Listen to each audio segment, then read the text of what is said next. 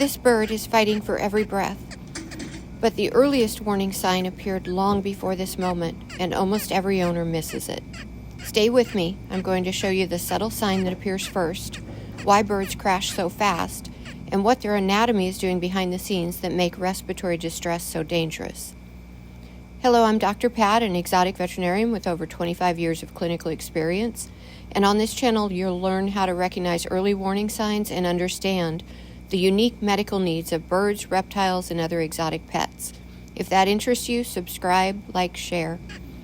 Right now, this bird is showing classic respiratory distress: tail bobbing, open mouth breathing, soft clicking sounds, a fluffed posture, and sudden weakness. But the very first sign, the one that gives you the earliest chance to act, is far more subtle. Here's the part most bird owners don't know, and it's the reason respiratory distress becomes life-threatening so quickly. Birds don't expand their lungs when they breathe.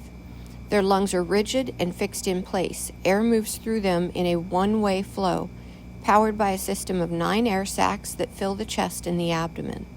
This design is incredibly efficient for flight, but it also means birds can't take a deeper breath to compensate when something is wrong.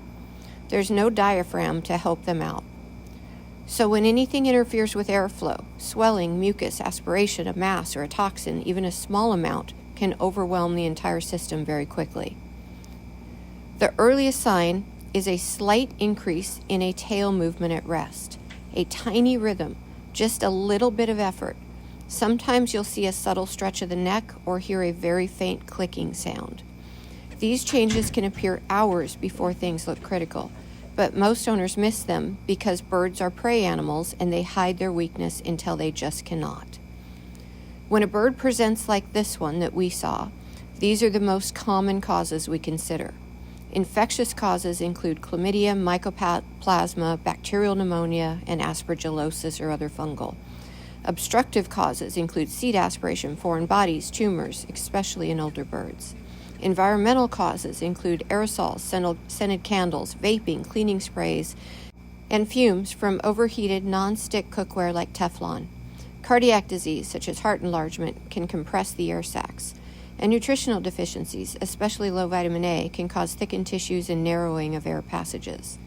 Any of these can overwhelm the air system very quickly. And the fastest killer is one most owners never expect.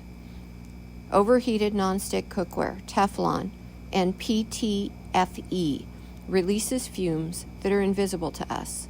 You won't smell anything, you won't see smoke, but birds absorb these fumes instantly. It causes acute respiratory collapse, and many birds die before the owner even realizes anything is happening. If your bird is breathing like this, even very subtly, here are the steps that matter most. Keep them warm and quiet. Do not force feed.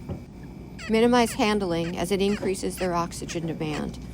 And get them to an avian veterinarian immediately.